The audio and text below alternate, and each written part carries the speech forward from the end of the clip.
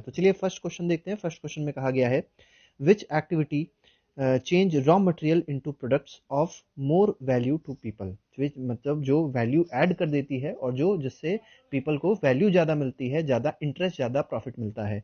तो ऐसी एक्टिविटीज़ जो रॉ मटेरियल को प्रोडक्ट में कन्वर्ट करती है उसको बोलते हैं सेकेंडरी एक्टिविटी। प्राइमरी एक्टिविटी क्या होती है? प्राइमरी एक्टिविटी जैसे एग्रीकल्चर है, ठीक है, मतलब जो सबसे बेस है जिस चीज़ का, ठीक है। टर्शरी एक्टिविटी क्या होती है?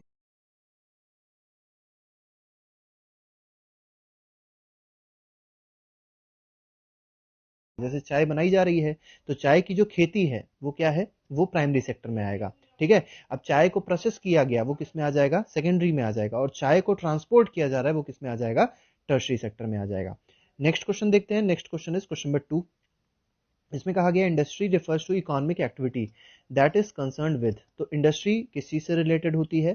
तो बिल्कुल सही है, प्रोडक्शन ऑफ गुड्स से होती है रिलेटेड, एक्सट्रैक्शन ऑफ मिनरल से भी रिलेटेड होती है, प्रोविजन ऑफ सर्विसेज से भी रिलेटेड होती है। तो इसका आंसर हो जाएगा ऑल ऑफ एबव। तो अगर प्रोडक्शन ऑफ गुड्स आप देखेंगे तो इसमें आ जाएगी हमारी primary activity, extraction of minerals देखेंगे तो ये भी प्राइमरी एक्टिविटी है, प्रोविजन ऑफ सर्विसेज अगर आप देखेंगे तो ये टर्शरी एक्टिविटी में आएगा, ठीक है।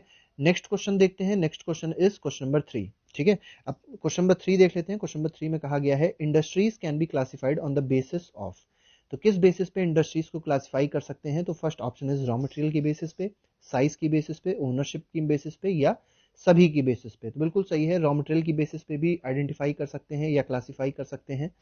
साइज आपको पता होगा दो तरीके के होते हैं इंडस्ट्रीज, एक स्मॉल स्केल इंडस्ट्री होती है और एक लार्ज स्केल इंडस्ट्री होती है। और एक और नाम आ गया है जिसको कहते हैं MSME, ठीक है, मीडियम स्केल इंडस्ट्रीज, ठीक है। ओनरशिप के बेस्ड, ओनरशिप मतलब कौन ओन करता है इंडस्ट्री को। प्राइवेट कोई पर्सन ओन करता है तो उसको प्राइवेट इंडस्ट्री कहा जाएगा। अगर कोई सरकारी कंपनी या सरकारी जो संस्था है वो ओन कर रही है तो उसको हम लोग पब्लिक सेक्टर इंडस्ट्रीज कह सकते हैं, PSUs कह सकते हैं, या पब्लिक इंडस्ट्रीज कह सकते हैं।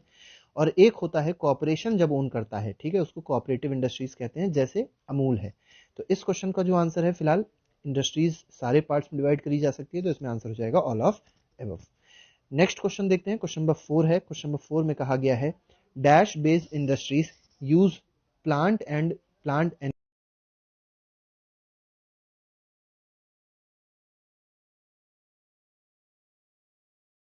सीमेंट गलत है, मिनरल गलत है, एग्रो सही है। तो agro means it is related to agriculture, मतलब प्लांट और एनिमल बेस्ड रॉ मटेरियल यहाँ पे यूज होते हैं। नेक्स्ट क्वेश्चन देख लेते हैं। क्वेश्चन नंबर 5 है। क्वेश्चन नंबर 5 में कहा गया है mineral based industries are dash industries that use mineral ore as their raw material. तो देखिए मिनरल बेस्ड इंडस्ट्री कैसी इंडस्ट्री है आपको ये बताना है। तो mineral based industry are type of primary industries, ठीक है। मिनरल में जैसे आयरन ओर आ जाएगा, बॉक्साइट आ जाएगा, ये सब चीजें आ जाएंगी। नेक्स्ट क्वेश्चन, क्वेश्चन नंबर 6 देख लेते हैं। Forest based industries use forest produce as raw material, बिल्कुल सही है। फॉरेस्ट बेस्ड इंडस्ट्री है तो वो क्या यूज करेगी? फॉरेस्ट के जो भी प्रोड्यूस होते हैं, ठीक है, वो रॉ मटेरियल के रूप में यूज करती है। जैसे मान लीजिए बैम्बू इंडस्ट्री है, बैम्बू मेकिंग है, बैम्बू से कोई चीज बनाई जा रही है, तो वहां पे रॉ मटेरियल की तरह क्या यूज होगा? बैम्बू यूज होगा, ठीक है। तो इसमें फॉरेस्ट के प्रोड्यूसेस यूज होते हैं, तो इसका आंसर क्या हो जाएगा? ट्रू हो जाएगा। नेक्स्ट क्वेश्चन देखते हैं। Next question is question number 7। Cottage और household industry are type of. तो हाउस होल्ड इंडस्ट्री की बात करी जाए या कॉटेज इंडस्ट्री की बात करी जाए तो ये कैसी इंडस्ट्री है? तो ये है स्मॉल स्केल इंडस्ट्री, छोटी इंडस्ट्री होती है, कम वर्कर, कम इसमें ये कह सकते हैं इनपुट की जरूरत होती है और कम इसमें आउटपुट भी प्रोड्यूस होता है, तो इसको हम लोग स्मॉल स्केल इंडस्ट्री में यूज कर सकते हैं। Next is question number 8। Identify the incorrect statement, आपको बताना है कौन सा स्टेटमेंट इनकरेक्ट है। फर्स्ट स्टेटमेंट में कहा गया है investment of capital is higher and the technology used is superior in large scale industry, बिल्कुल सही बात कही गई है। अगर लार्ज स्केल इंडस्ट्री है तो उसमें जो कैपिटल इन्वेस्ट किया जाएगा, जो पैसे इन्वेस्ट करे जाएंगे वो भी ज्यादा होंगे, और जो टेक्नोलॉजी यूज होती है वो भी ज्यादा अच्छी होती है, किसमें? लार्ज स्केल इंडस्ट्री में। बी ऑप्शन दिया गया है silk weaving and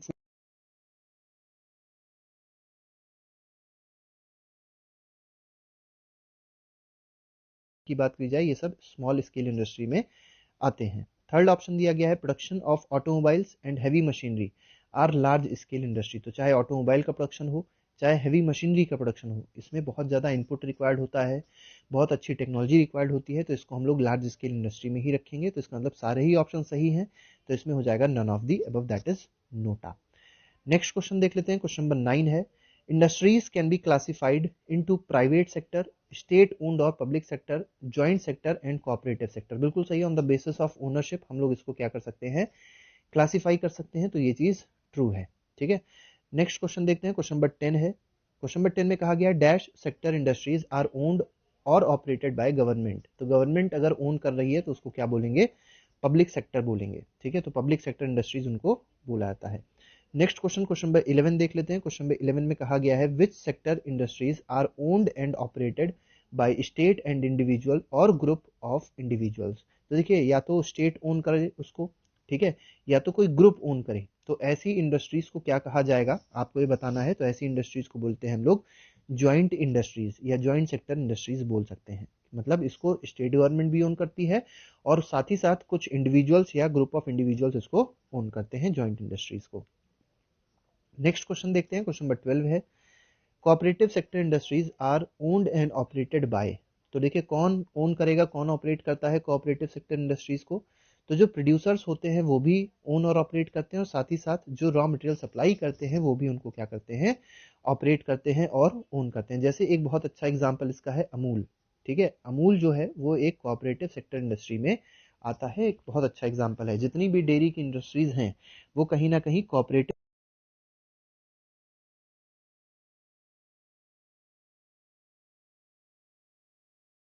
the factors affecting the location of industries.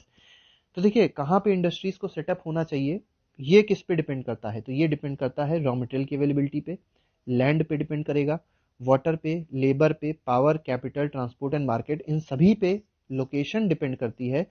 मतलब ये कहा जा सकता है कि ये फैक्टर्स लोकेशन डिसाइड करते हैं कि इंडस्ट्री कहाँ लोकेटेड होनी चाहिए। मतलब जो रॉ मटेरियल है वो उसके आसपास अवेलेबल होनी चाहिए इंडस्ट्री के पास में, लैंड ज़्यादा होनी चाहिए, वाटर की अवेलेबिलिटी होनी चाहिए, लेबर आसानी से अवेलेबल होना चाहिए, पावर मतलब इलेक्ट्रिसिटी की अवेलेबिलिटी होनी चाहिए, कैपिटल की अवेलेबिलिटी होनी चाहिए, ठीक है, ट्रांसपोर्ट और मार्केट भी होनी चाहिए। तो इसका आंसर ऑल ऑफ अबव, मतलब इसका आंसर ट्रू है। नेक्स्ट क्वेश्चन देख लेते हैं, क्वेश्चन नंबर 14 है, एन इंडस्ट्रियल सिस्टम इंक्लूड्स। तो देखिए, अगर कोई भी इंडस्ट्री है उसमें क्या क्या इंक्लूड होता है, तो इनपुट होता है, मतलब जो हम लोग इनपुट दे रहे हैं वो इंक्लूड होता है, प्रोसेसेस मतलब उसमें हम लोग ने कौन कौन से प्रोसेस किए, ठीक है, वो भी बिल्कुल है इंक्लूड होगा, और तीसरा आउटपुट भी इंक्लूड होगा, तो इसमें तीनों ही इंक्लूड होंगे। All of above will be the correct answer, means 14 का जो आंसर है that is option number D. Next question देख लेते हैं, क्वेश्चन नंबर 15 है, क्वेश्चन नंबर 15 में कहा गया है the output are the end products and income and earned from it. तो देखिए, आउटपुट्स क्या होते हैं, एंड प्रोडक्ट्स होते हैं, और इनकम जो अर्न होती है वो भी क्या है, आउटपुट है, तो ये आंसर क्या है, ट्रू है। नेक्स्ट क्वेश्चन देखते हैं, क्वेश्चन नंबर 16, इसमें कहा गया है in case of textile industry the input में बी। अब टेक्सटाइल इंडस्ट्री में इनपुट क्या हो सकता है, तो कॉटन बिल्कुल बहुत जरूरी है, रॉ मटेरियल है, ह्यूमन लेबर बहुत ज़्यादा जरूरी है, बिना ह्यूमन लेबर के कोई भी टेक्सटाइल इंडस्ट्री वर्क नहीं कर सकती है, फैक्ट्री एंड ट्रांसपोर्टेशन कॉस्ट ये भी बहुत इंपॉर्टेंट है, तो इसमें ऑल ऑफ अबव हो जाएगा। इसका मतलब तीनों के तीनों ही इंपॉर्टेंट होते हैं इनपुट के रूप में in case of textile industry.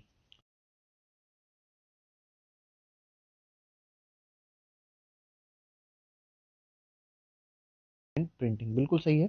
Steel industry में देखिए ऐसा नहीं होता, गिनिंग की बात करी जाए, स्पिनिंग की बात करी जाए, वीविंग की बात करी जाए, डाइंग की बात करी जाए, प्रिंटिंग की बात करी जाए, तो ये सब किसके एग्जांपल्स हैं, ये सब होते हैं किसमें, टेक्सटाइल इंडस्ट्री में होते हैं, तो इसका आंसर हो जाएगा फॉल्स।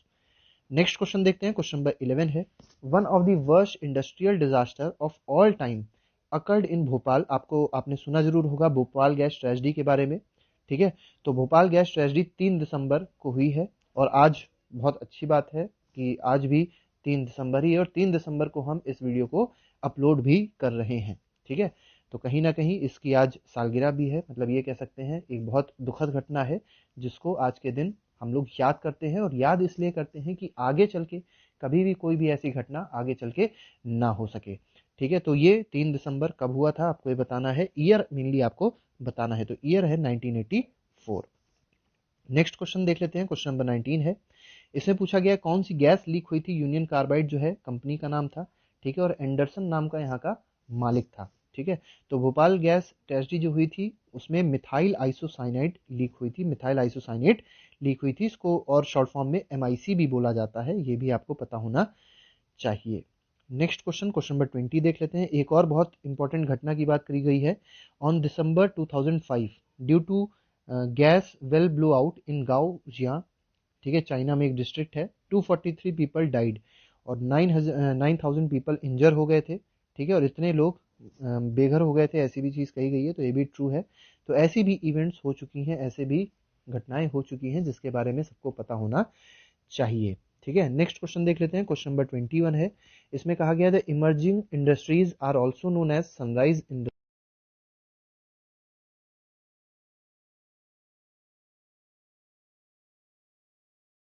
बिल्कुल सही है।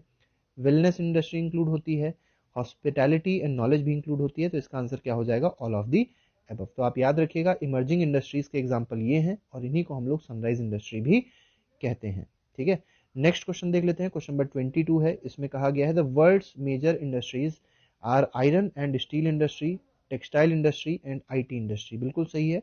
ये वर्ल्ड की, पूरे विश्व की सबसे बड़ी इंडस्ट्रीज में गिनी जाती हैं, जिसमें आयरन और स्टील इंडस्ट्री आती है, टेक्सटाइल इंडस्ट्री आती है और आईटी, इंफॉर्मेशन टेक्नोलॉजी इंडस्ट्री आती है। नेक्स्ट क्वेश्चन देख लेते हैं, क्वेश्चन नंबर 23 है। इसमें है silicon valley of central California और बैंगलोर। देखिए, सिलिकॉन वैली ऑफ इंडिया अगर बोला जाएगा तो वो बैंगलोर है, और अगर सिलिकॉन वैली वर्ल्ड की बोली जाए तो वो सेंट्रल कैलिफोर्निया या कैलिफोर्निया को कहा जाता है। तो ये किसके लिए फेमस है, तो ये फेमस है इंफॉर्मेशन टेक्नोलॉजी इंडस्ट्रीज के लिए। नेक्स्ट क्वेश्चन है क्वेश्चन नंबर 24। क्वेश्चन नंबर 24 में कहा गया है स्मेल्टिंग इज द प्रोसेस। देखिए, स्मेल्टिंग एक बहुत इंपॉर्टेंट प्रोसेस है। क्या होता है स्मेल्टिंग में, metals are extracted from their ores, metal को उनके ओर से एक्सट्रैक्ट किया जाता है। ओर होता है इम्प्योर, इम्प्योरिटी होती है उसके अंदर, ठीक है, तो उस इम्प्योरिटी को हटाया जाता है, रिमूव किया जाता है, और मेटल को उसमें से, प्योर मेटल को निकाला जाता है। तो ये कैसे होता है, किस टेम्परेचर पे होता है, तो ये मेल्टिंग पॉइंट से अबव होता है, ये आपको पता होना चाहिए। मतलब इसमें जो मेटल होगा, जो ओर होगा, उसको उसके मेल्टिंग पॉइंट से ऊपर हीट करते हैं, उससे ज़्यादा टेम्परेचर पे उसको हीट करा जाता है। नेक्स्ट क्वेश्चन देखते हैं, क्वेश्चन नंबर 25 है। The inputs for the industry includes raw material such as iron ore, coal, limestone along with labour, capital, site and other infrastructure.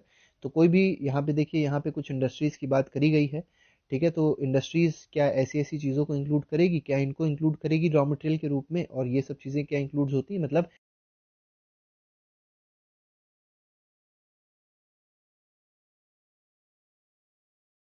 26 में कहा गया है the process of converting iron ore into steel involves many stages that involve. देखिए, अगर हमको iron ore को steel में convert करना है तो क्या क्या स्टेज इन्वॉल्व होते हैं।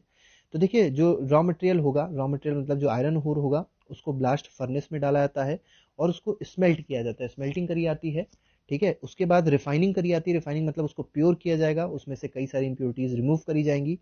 और सी ऑप्शन जो दिया गया, output obtained is steel which may be used by other industries as raw material, ये भी सही है, ठीक है। तो ये तो चलिए प्रोसेस की बात नहीं है, लेकिन यहाँ पे जो जो हम लोग ये कह सकते हैं, जो प्रोसेसिंग हो रही है उसमें ये दो प्रोसेस इन्वॉल्व होंगे, ए और बी, ठीक है। अच्छा, स्टील हम बता देते हैं, स्टील होता क्या है, तो स्टील होता है आयरन और कार्बन का मिक्सचर। तो आयरन में अगर कार्बन मिक्स करी गई है तो उसको क्या बुलाएगा, स्टील बोला जाएगा। नेक्स्ट क्वेश्चन देख लेते हैं, क्वेश्चन नंबर 27 है। क्वेश्चन नंबर 27 में कहा गया है dash is often called backbone of modern industry. तो मॉडर्न इंडस्ट्री की बैकबोन कौन सी इंडस्ट्री, मॉडर्न जो इंडस्ट्रीज हैं उसकी बैकबोन कौन कहलाता है, तो स्टील इंडस्ट्री कहलाती है। तो इसका आंसर हो जाएगा option number B. Next question है क्वेश्चन नंबर 28। इसमें कहा गया है बिफोर 1947, मतलब 1947 जब हमारा देश आज़ाद हुआ, जब हम लोग इंडिपेंडेंट हुए, उससे पहले की बात करी गई है, there was only one iron steel plant, एक ही आयरन स्टील प्लांट था जिसका नाम था टिस्को। और ये कैसा, मतलब इसको कौन ओन करता था या कौन ओन करता है, तो ये प्राइवेटली ओन्ड है, टाटा है। टाटा आपको पता होगा, बहुत इंपॉर्टेंट इंडस्ट्री है, बहुत बड़ी इंडस्ट्री है भारत की, और हर चीज़ टाटा बनाती है। आप लोग कमेंट बॉक्स में जरूर ये लिख के बताइएगा कि टाटा के कौन कौन से प्रोडक्ट्स आपके घर में यूज़ किए जाते हैं, इसके बारे में आप लोग जरूर बताइएगा, तो आपको खुद लगेगा कि टाटा कितने सारे प्रोडक्ट्स को मैन्युफैक्चर करती है, ठीक है। नेक्स्ट क्वेश्चन है क्वेश्चन नंबर 29। इसमें कहा गया है टिस्को, टिस्को के बारे में पूछा गया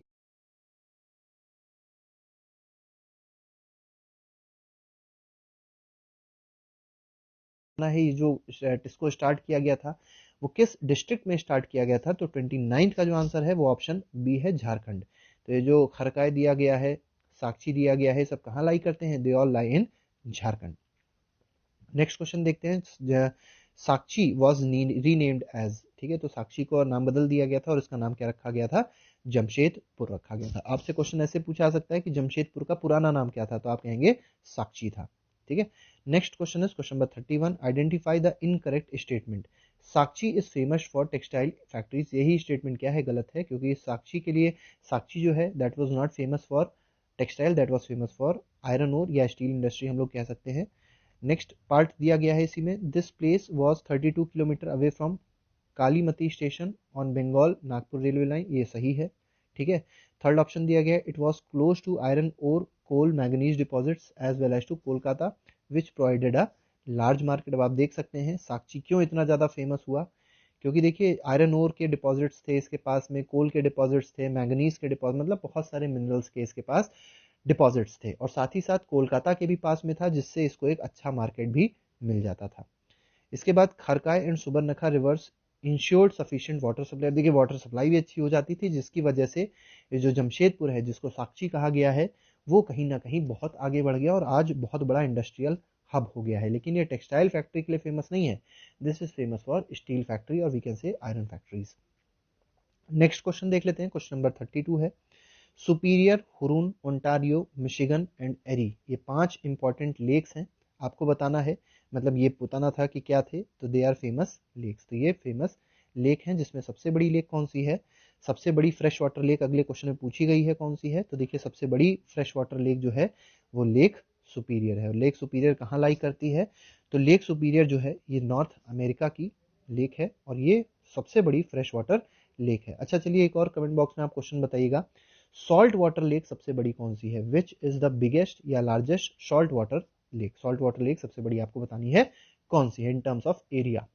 next question is question number 34, Pittsburgh is important dash city of USA, तो देखिए पिट्सबर्ग आपको बताना है किसके लिए फेमस है, मेनली यही आपका क्वेश्चन है। तो Pittsburgh is famous for steel, steel industry के लिए फेमस है, इसको स्टील सिटी के नाम से भी बुलाया जाता है, ठीक है। नेक्स्ट क्वेश्चन इज मिनेसोटा, तो मिनेसोटा के बारे में पूछा गया है, तो ये भी एक पिट्सबर्ग में, ये किस चीज के लिए फेमस है आपसे ये पूछा गया है, तो 35th क्वेश्चन का जो आंसर हो जाएगा that will be iron mines, ठीक है। तो मिनेसोटा जो है that is famous for iron mines.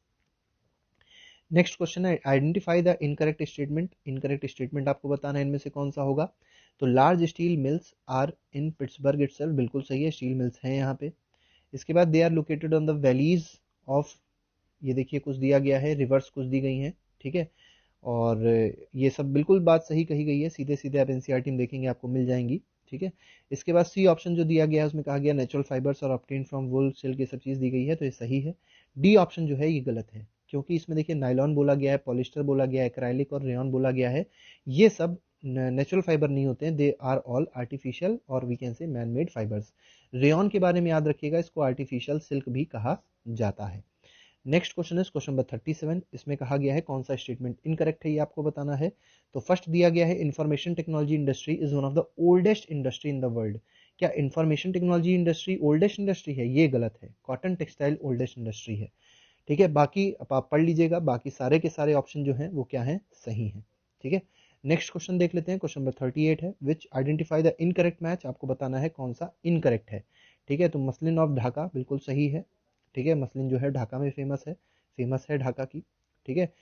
चिंस Masulipatnam ये भी फेमस है, कालिकोस कानपुर नहीं होगा यहाँ पे हो जाएगा कैलीकट, कैली मतलब है कैलीकट, ठीक है। तो कैलिकोस जो है दैट इज फेमस, मतलब ये कहाँ का है फेमस, तो this is famous of Calicut, ठीक है, तो इसका आंसर कैलीकट होगा। तो इनकरेक्ट मैच इसमें कौन सा हो जाएगा, ऑप्शन नंबर सी हो जाएगा।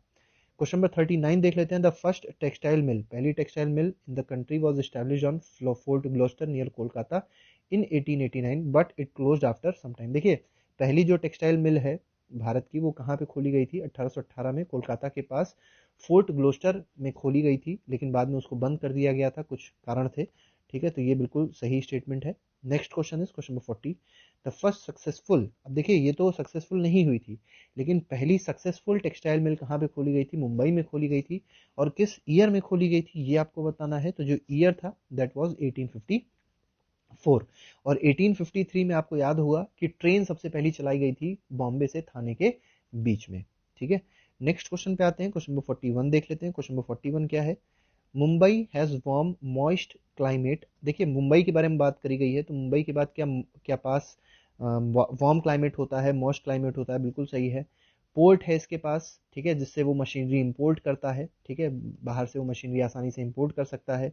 रॉ मटेरियल आसानी से अवेलेबल होते हैं मुंबई के पास में, ठीक है, और स्किल्ड लेबर भी है मुंबई के पास में, जिसकी वजह से कॉटन इंडस्ट्री इतनी ज़्यादा फ्लरिश कर पा रही है मुंबई में। तो ये पूरा पूरा स्टेटमेंट सही दिया गया है। नेक्स्ट क्वेश्चन देख लेते हैं, क्वेश्चन नंबर 42 है, Ahmedabad is located in Gujarat which is dash largest textile city of India. तो कौन से नंबर की टेक्सटाइल सिटी है? तो सेकेंड लार्जेस्ट टेक्सटाइल सिटी है। और सबसे बड़ी टेक्सटाइल सिटी कौन सी है, मतलब सबसे ज़्यादा टेक्सटाइल का प्रोडक्शन कहाँ पे होता है? तो ये होता है मुंबई में। तो मुंबई फर्स्ट हो जाएगी,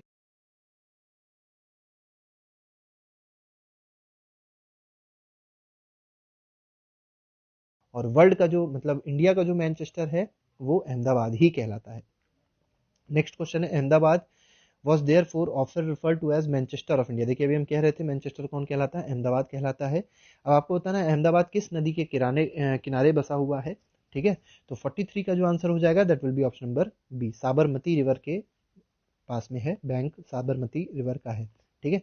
next question, Ahmedabad is situated very close to cotton growing area. बिल्कुल सही है, इसीलिए अहमदाबाद में कॉटन बहुत ज़्यादा प्रोड्यूस किया जाता है, कॉटन टेक्सटाइल की बड़ी बड़ी इंडस्ट्रीज यहाँ पे सेटअप करी गई हैं। तो ये ऑप्शन क्या हो जाएगा, ट्रू हो जाएगा। नेक्स्ट क्वेश्चन, क्वेश्चन नंबर 45 है, identify the incorrect statement, Ahmedabad textile mills has been having some problem. बिल्कुल सही है, ठीक है, बहुत सारी टेक्सटाइल मिल बंद भी कर दी गई है अहमदाबाद में। और वो क्यों बंद कर दी गई है, क्योंकि नए नए टेक्सटाइल सेंटर्स खुल गए हैं भारत में, कंट्री में, ठीक है, और साथ ही साथ जो मशीनरी है यहाँ पे अपडेट नहीं करी गई, जिसकी वजह से जो टेक्सटाइल इंडस्ट्री थी अहमदाबाद की वो धीरे धीरे करके डिक्लाइन होने की कगार पर आ गई है। तो इसमें सारे ही ऑप्शन जो दिए गए हैं वो सही है। तो इसका आंसर क्या हो जाएगा, नोटा, मतलब सारे ऑप्शन सही है। तो नोटा का मतलब होता है none of the above. Next question is question number 46, which important textile centres of Japan also known as Manchester of Japan. तो मैनचेस्टर ऑफ जापान किसको कहते हैं, तो ये बोलते हैं ओसाका को। Next is the river Yodo. Yodo river क्या करती है, प्रोवाइड करती है, ठीक है, वाटर किसको, ओसाका की मिल्स को। ये भी ऑप्शन क्या है, सही है। नेक्स्ट क्वेश्चन देख लेते हैं, क्वेश्चन नंबर 48 है, the textile industry at Osaka depends completely upon imported raw material. ये भी सही है, लेकिन कौन सी, अच्छा ये टेक्सटाइल दे दिया गया है, ठीक है, तो टेक्सटाइल इंडस्ट्री याद रखिएगा, ओसाका की जो टेक्सटाइल इंडस्ट्री है वो इंपोर्टेड रॉ मटेरियल पे डिपेंड करती है मेनली। इंपोर्टेड मतलब होता है जब बाहर से कोई भी चीज़ अपने यहाँ आती है तो उसको इंपोर्टेड कहते हैं, और हम अगर किसी चीज़ को बाहर भेजते हैं, किसी और कंट्री में भेजते हैं, तो उसको एक्सपोर्ट कहा जाता है। Fort Gloster is located in, तो फोर्ट ग्लॉस्टर कहाँ लोकेटेड है, तो it is in West Bengal. Next question देखते हैं, क्वेश्चन नंबर 50 है, इसके बाद हमारा आखिरी क्वेश्चन है, which one of the following is a natural fibre. तो नेचुरल फाइबर इसमें कौन सा है, जूट है, बाकी नाइलॉन हो गया और एक्राइलिक हो गया, एक ऐसे फाइबर्स हैं, मैन मेड फाइबर्स हैं। नेक्स्ट क्वेश्चन देख लेते हैं, बहुत इंपॉर्टेंट क्वेश्चन है और ये फिल इन द ब्लैंक्स है एनसीईआरटी का। Raw material, give two example of raw material. Raw material का एग्जांपल बहुत सारे हो सकते हैं, कॉटन हो जाएगा, कोल हो जाएगा, सिल्क हो जाएगा, सब क्या है, रॉ मटेरियल है, ठीक है, आयरन है। एंड प्रोडक्ट्स की बात अगर करी जाए, अब एंड प्रोडक्ट्स में जैसे ऑटोमोबाइल हो जाएंगे, ठीक है, अगर मान लीजिए खेती की बात करी जा रही है तो कोई भी पैकेज्ड प्रोडक्ट है जैसे अंकल चिप्स है, वो भी क्या है, एक तरीके का एंड प्रोडक्ट है। टर्शरी,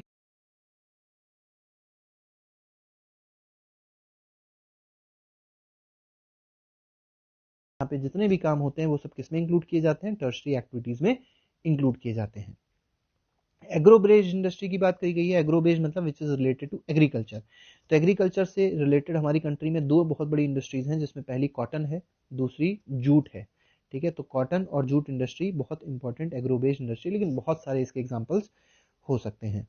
कॉटेज इंडस्ट्री की बात करी गई है, तो कॉटेज इंडस्ट्री में आप देखेंगे तो भी कई सारे आपको एग्जाम्पल मिल जाएंगे, जैसे सिल्क होता है, टेक्सटाइल होता है, तो बहुत सारे एग्जाम्पल्स इसमें भी आपको मिल सकते हैं। कोऑपरेटिव्स में अगर आप देखेंगे तो कोऑपरेटिव्स में मेनली आपको डेयरी मिलेगी, फिशिंग मिलेगी, तो ऐसे ऐसे जो सेक्टर्स होते हैं they comes under cooperative sector. तो आई होप बहुत सारी चीज़ें आपको पता चली होंगी, ठीक है, और पूरा जो हम लोग ने लेक्चर लिया था वो पूरा पूरा एनसीईआरटी का एक एक टॉपिक, एक एक लाइन हम लोग ने डिस्कस करी है। कोई भी ऐसी चीज़ नहीं है जो एनसीईआरटी किताब से छूट गई हो हम लोग की।